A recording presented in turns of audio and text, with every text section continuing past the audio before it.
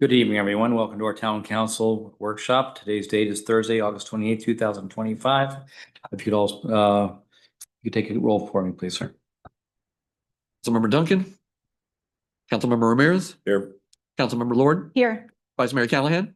Here. Mayor Mirabont. Present. We have a quorum. Thank you. If you could please rise and join me for the pledge of allegiance. I pledge allegiance to the flag of the United States of America and to the republic for which it stands, one nation, under God, indivisible, with liberty and justice for all.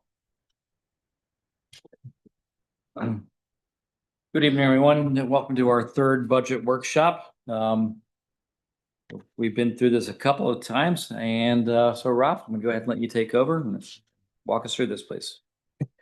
Thank you, Mayor, members of council. I know that when we took the roll, we mentioned Councilmember Duncan's not here. I did have a conversation with him today, and we kind of briefed him, and gave him the little short version of what we're going to do tonight, but he's been fully briefed. So thank you, members of council. As you mentioned, Mayor, this is our third budget workshop as we lead into, I think, what we call one of the most important times in the year for our budget hearing. So with that, I'd like to go through a quick presentation, go ahead and summarize what we talked about the second budget workshop, and then dive into the special revenue funds. We have several department heads here present as well as online, ready to answer any questions. As we mentioned, today's the third budget workshop. Quick overview of the town. I think we kind of know this by now by heart. 2005, 45,000 residents, nearly 10 square miles, median age, number of units. We have our town council, charter officials, department heads, organization chart that we're going to talk about here briefly as we go through into the departmental meetings, budget workshops. As we mentioned, we had our first budget visioning workshop. We started this process back in June 18th, where we had our visioning session. Then we had, once the property tax figures came out, we had our second budget workshop on July 30th, and we're here tonight, the 28th, to talk about general fund as well as the other funds. State mandated hearings have already been set. It's going to be Thursday, September the 11th, and the second hearing will be Thursday, September the 25th. And and all the meetings start at 6 o'clock here in the town council chambers, and also can be viewed via Zoom live. A lot of things that we try to do, Mayor, is to get the word out. So we've had over 7,500 folks that are signed up for our e-news, and our communication manager makes sure that we post all the different meetings. We have center pages in the community paper. We have our town websites. We also have it displayed on our two electronic boards, Caribbean Boulevard and Marlin Road. And most recently, as recent as this Tuesday, we had an open mic night where we discussed the ceiling millage rate, the trim notice, and stormwater fees as well. Just some interesting information that we have here that we certainly don't take for granted, but we're very proud of. We have been receiving the GFOA Government Finance Officers Award since 2007 to 2023. That is 16 consecutive years. We've also have received the Budget Presentation Award between the years of 2015 and 2022. That was 7 consecutive years. And we will restart the budget presentation in 2026. It takes a lot of effort for that, but we are very happy that we're going to start doing that again. Our financial transparency portal, something that we talked about during our open mic night. That page is back up and functioning. I know there was a little glitch to it, and we had some residents that called us about it. So to me, I take that news as not bad news. I take it as good news. That means people are visiting the website. So this website is updates every week. We actually update it every week, so it's up-to-date information.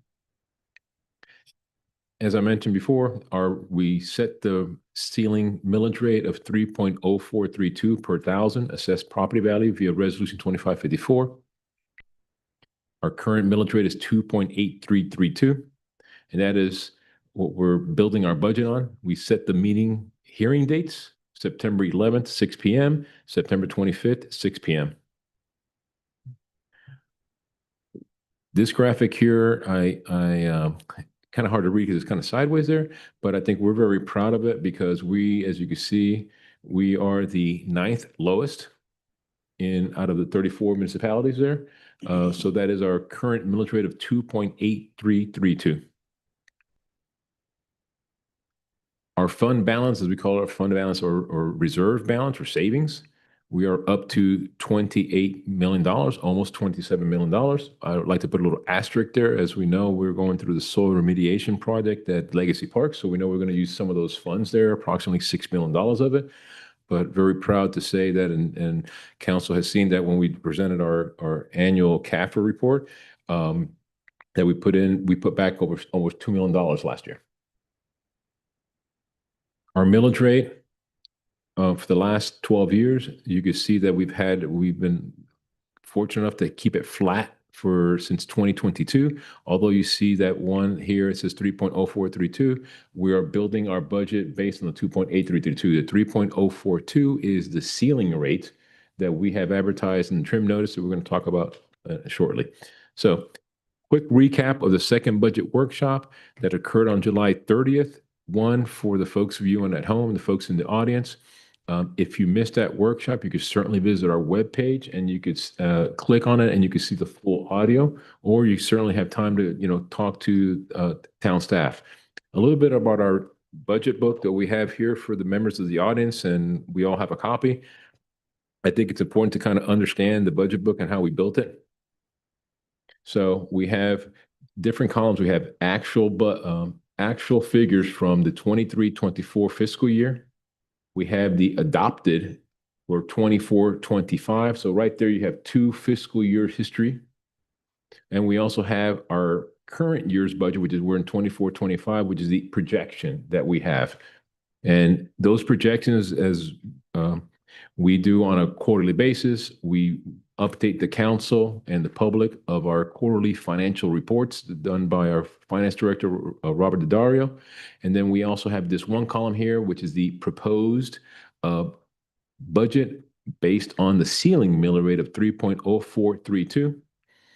And then also another column here that we have is the net changes between 24 and 25 versus the proposed budget for 25 and 26 fiscal years. And then sides there, we actually have little footnotes there that talks about what are the different significant changes in each category's line item. So treat this as the general fund summary sheet. And then we dive right into individual departments. What you see there on your right-hand side of the screen is a typical department there, where this one is just happened to be the mayor and town council. Detailed information, as well as the net changes within those line items. Also, we have individual departments: mayor and town council, town clerk, general government, finance, town attorney, public works, town sheriff's office, parks and recreation. These are all general fund items, and this might look a little bit familiar, Mayor, members of council, because this is discussed during our second budget workshop. Also, a new look. We have each staff member's base salary, lump sum COLA, and merit if you're eligible. So I know that's something that we heard our residents loud and clear and council members last fiscal year, and we wanted to make sure that each department is broken down by that category. So we have here the budget that was adopted in 24-25. We have then the 25-26 budget. Then we have any council changes, the manager's request, merit if eligible. COLA this year will be in a lump sum as per our resolution, and you have the total salaries there. So we want to make sure that we expanded our transparency for each department, and then obviously you have the positions. Speaking about the COLA, based on our new resolution 2553 that was been modified, we are still using the Bureau of Labor Statistics, the area from Miami, Fort Lauderdale, West Palm Beach, Florida. We use the annual change. We provide the factors that are there that you see for 23-24. We then calculate it based on the index. And you see there, we'll actually do the math there for you. And this fiscal year, the COLA, based on our town resolution, based on the Bureau of Labor Statistics, is 3.64, which falls within the range set by Resolution 2553, which any COLA from 0 to 5% does not require town council approval, but we are providing that in the budget workbooks here that you can see where the calculation is. Some of the COLA highlights, as we mentioned, is 3.64 based on the resolution. Total COLA cost for part of the entire total budget for general fund is 0.51% of the total budget. COLA for part-time staff was going to be calculated based on a 29-hour work week. Millage rate discussion. The proposed millage rate is, again, the ceiling is at 3.0432. That will provide a budget surplus of over $1 million. However, town staff is recommending to keep the current millage rate at 2.8332, which will reduce the surplus of $1 million down to $168,000. The trim notice, as we mentioned, has been received already from our residents, has been mailed out by the property tax appraiser. And certainly if there's any questions reading it or any doubts of any of the figures, please feel free to give our town staff a call. We'd be more than happy to walk you through it. In fact, what we're doing here, we actually have a reel, as I call it, a sample that we have here. And here you can see from this property owner here, and I want to highlight the fact that this property owner's taxable value is $85,373. So this was this individual's last year's tax bill, which was for $241.88. And this is something we always get, mayor and council all the time say, well, we pay over $2,000 worth of taxes. You're absolutely right. In this particular sample, this property owner paid over $2,400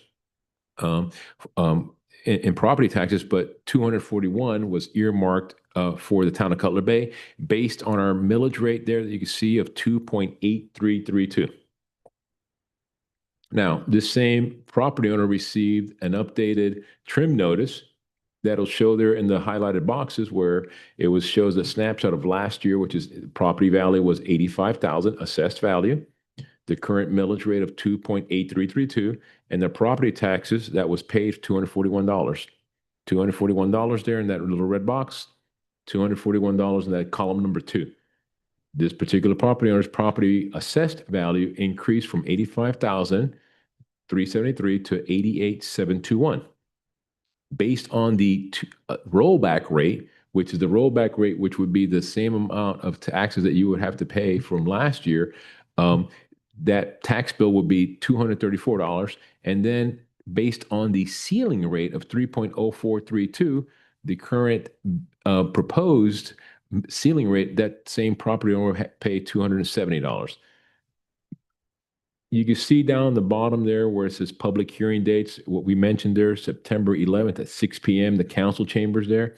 And then one more highlighted feature down there that we're going to talk about later is the town Cutler Bay stormwater utility fee, which was $90 per year. And we'll discuss that when we get into the special revenue funds. So just a little quick recap. $85,000 property assessed value, millage rate 2.8332. This property owner paid $241.88 last year. Based on the new taxable value of $88,000, based on the town manager proposed millage rate of 2.8332, this same property owner will see a tax increase of $9.48. $9.48. If we would use the ceiling millage rate, same property owner would pay $270, and it would be a yearly increase of $28.12. So tonight's budget workshop, we're going to talk about briefly the changes from the second budget workshop that occurred on July 30th. We'll discuss the new funds, which is the special revenue fund, special revenue projects, capital projects fund, municipal complex, stormwater utility fund. So, Mayor, members of council, within your budget book and also the same budget book that is posted online, we provided an executive summary of the different changes between the second budget workshop and the third budget workshop. And we have it there by department. As you can see there, mayor and council, no changes, town clerk, a slight increase based on the COLA recalculation. You can see there in general government on page 17, there was a decrease of 13,000. Finance department decreased, town attorney, no changes. Community department did increase due to the restructuring of the department, because now we've created the building and zoning director and a building code compliance services director. We also have our Parks and Recreation department that we will talk about, that we actually increased the 20-year anniversary. We increased it to a $35,000 additional fund budget there. I mean, that brings that number. Give me a second here. You want to know what the number is? Yeah, have it. 85. Yes, 85. Thank you, Vice Mayor. So it's based on the comments received from the Vice Mayor and the council, sat down with the Public Parks Department, and we were able to bring that number there. We feel comfortable with that number, that we're going to provide a quality event. So if there's any questions before we go into the special revenue regarding general funds that we discussed during the first workshop, I'll stop here before we go into the special revenue funds. Mayor, council. Any questions? No. No? All right, no questions, Ralph. Thank you. Okay, great. Again, if there's any questions after the budget workshop, again, this is a workshop. If residents at homes have any questions, certainly feel free to contact us. And now we will continue the PowerPoint.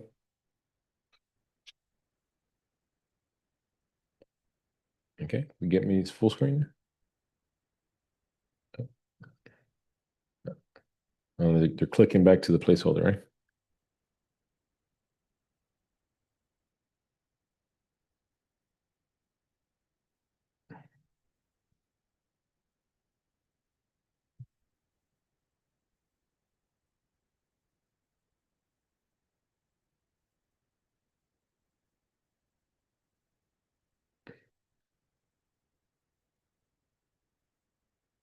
All right, I know we're going through some technical difficulties here, but I know it's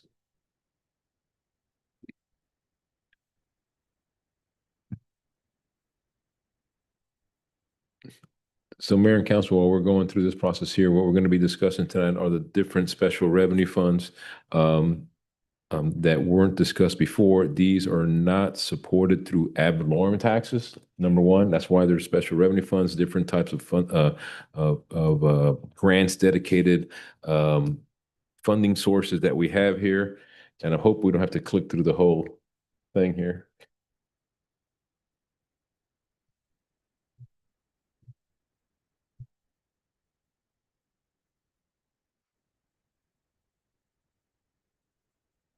I've got some questions I can fill in the. All right. Yeah, go for it, Vice Mayor. Thank you very much, Mr. Mayor. The first thing that I just wanted to bring up, because I know that we had talked about COLA and merit pay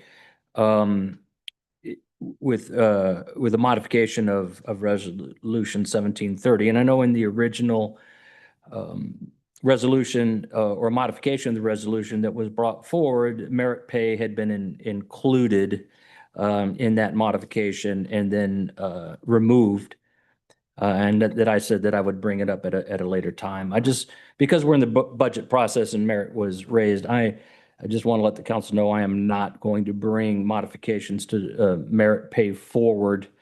I know that there was discussion on that to try to get that in, prior to the budget being finalized. The reason behind that is, one, specifically Resolution 1730 dealt with COLA only, and I feel that we adequately address that issue. The second thing is I strongly feel, after reviewing and thinking about it, that merit pay is an operational issue. And any changes or modifications to merit pay should come through the manager's office. And if council approval is needed, then it should be brought forward at that time. I think the council's position is to provide a monetary percentage within the budget for merit. So I just, if anybody was expecting to see any changes along that time, I just wanted to let you know I'm not going to bring that forward. I do have a question, Ralph, under general government. It asked to revisit the lobbying portion. And I see that it is exactly the same. I mean, did you revisit that and figure that these were Yeah. adequate, or we didn't get to it yet? Yeah, and thank you, Vice Mayor. Good catch with the lobbying service. Let me go back to the merit for a second and publicly thank you for all the number of hours that you met with myself and Allison Smith, our labor attorney, and also our town attorney Roger Poe as well, because we had some really good discussions, and just to close that loop on the merit, we are in our window of doing our 3-year pay plan study.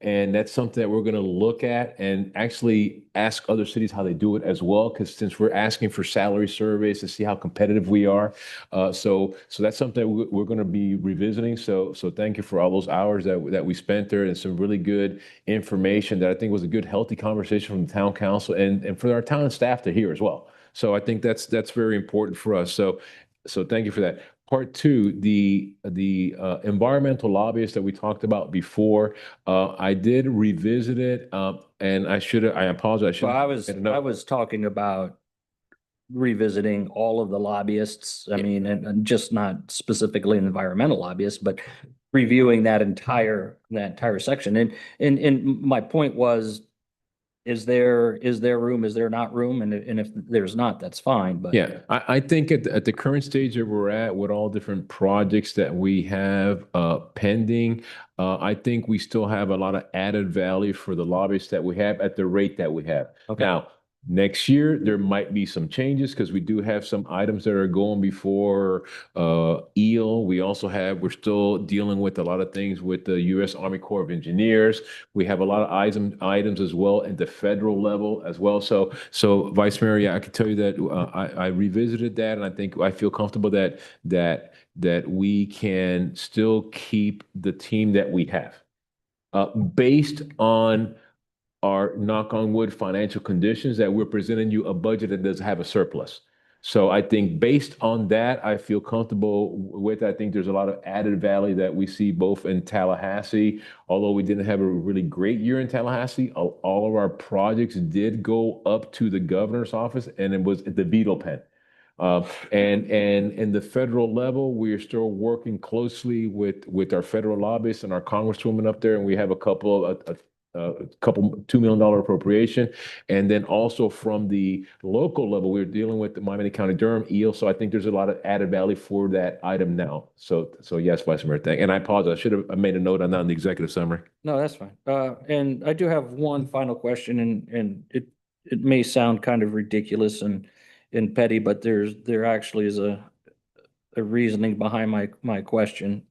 So in Park and Recreational, in the Park and Recreational's budget, there's a line item for portable restrooms for 7,700. What do we rent those for? Is that in addition to event? Is that for events? Yes, Vice Mayor, those are the ones that you see No, I get yes, some, I forgot what they call them, but yes, those are the ones with the little trailers, AC Yeah. for our events. call them the honey wagons in the entertainment business, but okay, so we have line item for a budgetary line item for our events, right? And so we exclude this is a separate line item? Yes, Vice Mayor, because on that one there, we have leases and rentals, so they fall under that category there. But yes, those are the honey wagons on wheels that have AC that we use at a lot of our special events. Okay, Thank you. perfect. Thank you. Great question. Yeah, I'm gonna be the porta potty vice mayor from now on. I know. And also a little asterisk, they also come with an attendant, because I think the most important thing is that, they make sure that I mean, believe me, I visited them just to make sure that they're being a man there. So Okay, we can jump back onto the PowerPoint. Thank you, Vice Mayor, so some of those filler items there. Okay, so we're going to jump right into the special revenue fund. This one here is going to be a tag team effort, both myself and our finance director, Robert Daddario. If necessary, we have him on Zoom. So I think it's just a little bit, I want to spend a second, just talk about the mere definition. This definition comes right from our annual financial report. This fund was established to account for impact fees and gas tax revenues that are restricted to use for specific purposes. Special revenue funds are used to account for special revenue that is legally restricted to expenditure for particular purposes. So in this particular case, we have special revenue fund. Some examples are local gas tax that we use for sidewalk repairs. This one, there are some action photos there of our recent project along Old Cutler Road, colored concrete. And then we also have, and you hear us talk about all the time, PTP, People's Transportation Plan. You hear me say half-penny gas tax. You also hear us say CITT. They're all the same. You know, we talked about that. We get approximately, based on our population, $2.4 million. 80% of that goes directly for sidewalk repairs. And you see here resurfacing efforts.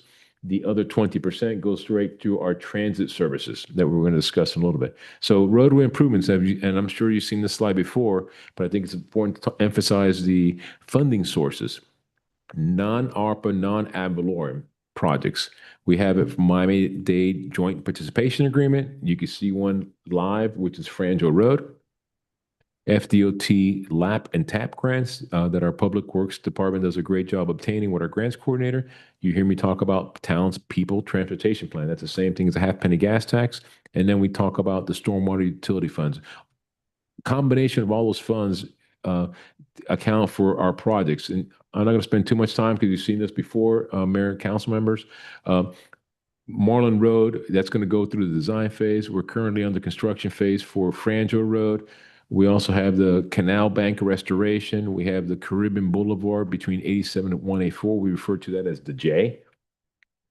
We also have the Coastal Ridge Preserve funds that we have that we use for DEP and also working closely with Miami-Dade County Durham for another $250,000. We also have our design permitting for the Cutler Bay wetlands. The 53 acres is owned by South Florida Water Management there. And also we have what we just saw a photo there of Old Cutler Roadway sidewalk repairs.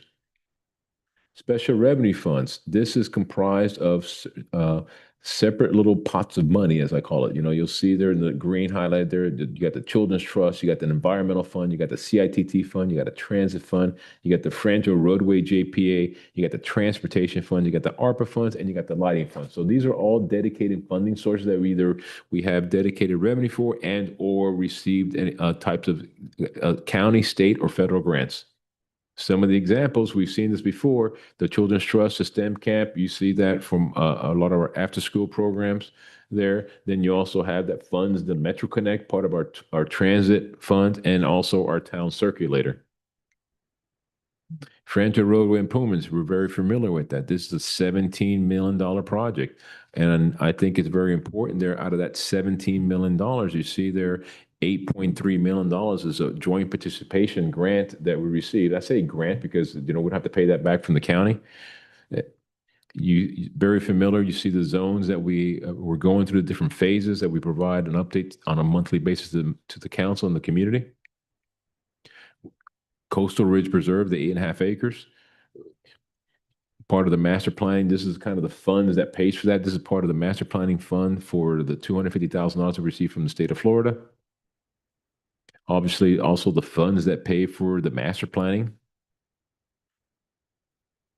American Rescue Plan, you've seen this before, $10 million for general services, $11 million for water quality improvement projects. This is another special revenue fund that we have.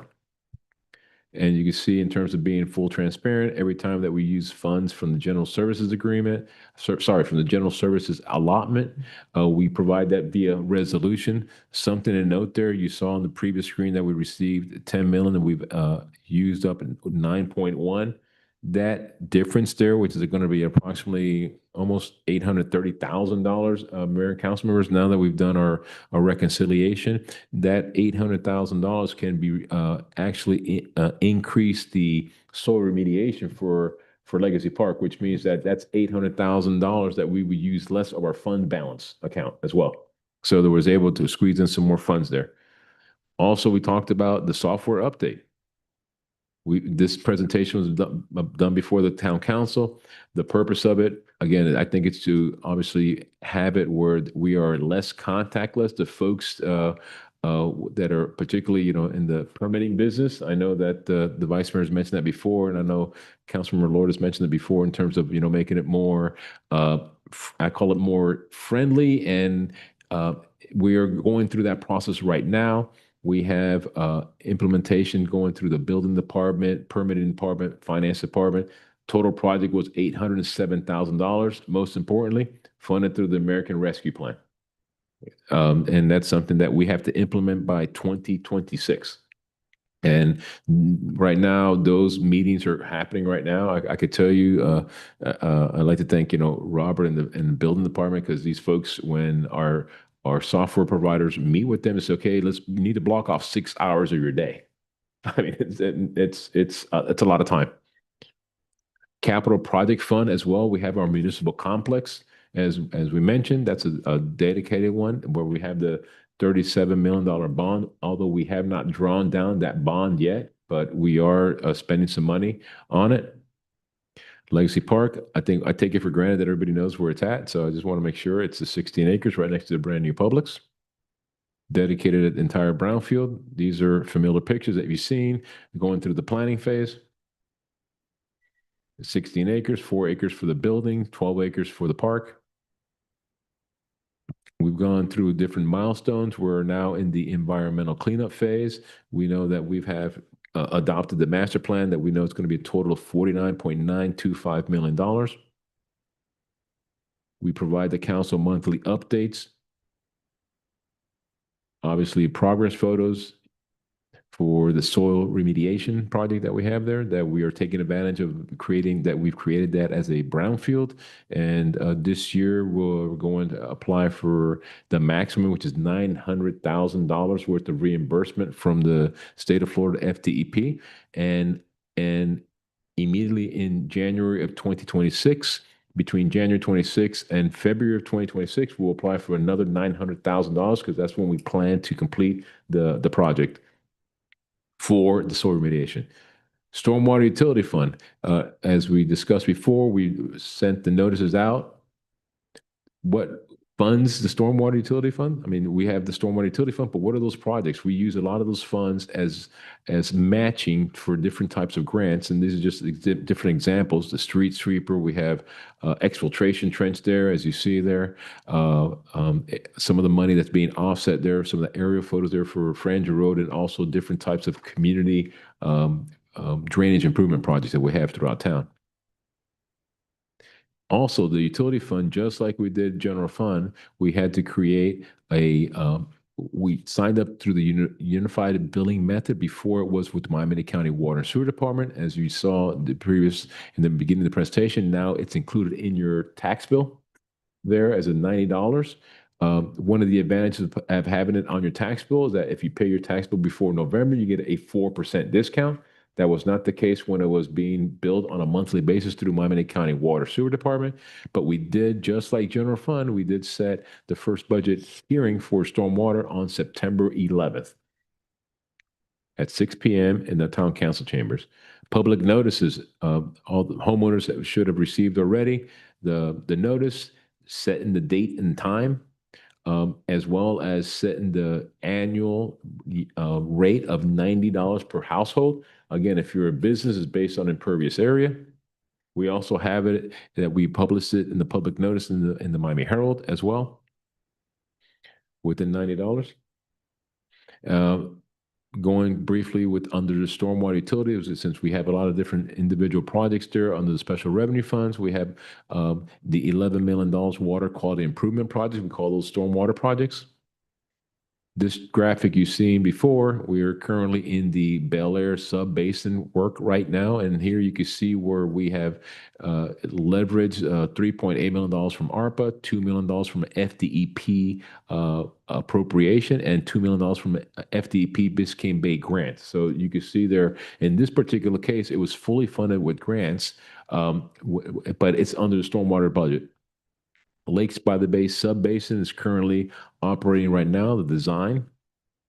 And then we also have that we're in the procurement phase for the Saga Bay Basin. This one here we're very proud of as well. It was fully funded through American Rescue Plan, $572,000 for the plan. And we were able to get an award of $5.4 million through Biscayne Bay. And here it is, the Biscayne Bay Water Quality Improvement Projects. The reason why I want to put this graphic up here, because sometimes, at least I know that sometimes we, town staff, take for granted, but I think it's something we need to highlight there. For this particular project here, the state of Florida puts out $20 million for Biscayne Bay Water Quality Improvement Projects, and I'm very proud to say that we almost took about over 20% of that money for the Lakes by the Bay community there. So that is a tribute to our town staff. And I know that, thank you, Mayor, because I know you sit on both different boards. I mean, we just didn't receive it because you sit on the boards, but we had to earn it. But I think it's our commitment to maintain the quality of the bay and control the nutrients. And we're very proud of that right now. And that's going to be going right directly to the Lakes by the Bay, the Saga Bay community there. And then these are just all the different projects that would fall under all the different special projects, special revenue funds. And again, just highlight funding sources: the American Rescue Plan, FDOT grants, JPAs, Miami-Dade County Joint Participation Agreements, townspeople transportation plans, and town stormwater utility funds. So as you can see, all different projects there. We're very proud of zero ad valorem taxes. Zero ad valorem taxes there. And the last one, again, we take it for granted, $5.4 million for Biscayne Bay grant as well. So again, ways that we communicate with our town residents: 11 council meetings per year. We got the 5 budget-related workshops and hearings, 2 open mic nights. We just finished one in August, 17 yearly signature events, emails, direct messages, monthly newsletters. We're up to 7,000 subscribers. We have service requests on our website, and what we're very proud of that we just found out, we have just reached and exceeded the 27,000 followers across all social media accounts. 27,000 followers. So we're trying to get that message across. So with that, Mayor, I know I have this graphic here to say let's begin, but if there's any questions on the special revenue funds, I know that each individual council member has the detailed pages of the book, and we're certainly available for any questions. All right, Ralph, thank you. I do appreciate that. And Rod, good job on the 27,000 followers. I know that's something you're doing to build up, so we do appreciate you getting the message out. So are there questions from the council on the proposal so far? No? No, this is our 3rd time, Ralph, and I think we're getting a much clearer understanding of it. You and Robert, the rest of your staff do a great job of making it easy for us to comprehend and ask questions like the Vice Mayor does so many times, which we appreciate so much. So thank you. No questions from the council. All right. Well, thank you, Mayor, members of council. Again, if there's any questions that you may have, again, for the viewers at home, if you missed our first budget workshop, you can simply click on the July 30th council workshop and watch that video. We also we redistribute this meeting in case folks missed it. And if there's any particular questions, particularly with the trim notice, if there's there's a lot of numbers on the trim notice. And as I mentioned before, sometimes people get confused. Hey, we're paying, again, like the sample I use here, Mayor, tonight, that we're, somebody's saying that we're paying $2,400, but really only $241 is coming to the town. So any type of questions like that, please feel free to contact us. We're here. And again, Mayor, Council, we're available if there's any questions between now. Again, the budget hearings, as received in the trim notice, the first budget hearing will be Thursday, September 11th at 6 p.m. And our second one will be on September 25th. That one will require a notice in the Miami Herald. as required by the state of Florida. So again, we'll have those meetings and we're going to be busy in September. Members Council, we have our first budget hearing on September 11th, which is a Thursday. We have a regular town council meeting on September the 17th, which is a Wednesday. And then we have September 25th, our second budget hearing as well. So there's going to be 3 times that folks could come by town hall and watch government in action. And, I'd just like to make a comment. Right now, we see probably for the first time in a long time, housing prices are starting to stagnate and there's fear they might be going the other way. And we remember what happened back in 2008, where there was basically a crash and the revenues kind of disappeared. Though ad valorem is only, 32% of our total revenue, that's something that could be affected as we're going forward. This council came up with a plan years ago to make sure that we were putting ourselves in a sound financial position. And we are right now. And that is helping us out tremendously in many areas, especially with bond ratings as we're going forward with the Legacy Park project. So I'd just like to commend your staff, Robert and the rest, and also this council for doing what needs to be done. This council is still an example for other councils around the county and in the state of seeing where you want to go and coming up with a plan and sticking to it. So thank you for all those involved for helping us do that, putting in the position we are in. So, Okay. Any other comments from the council? No? All right, this meeting is adjourned.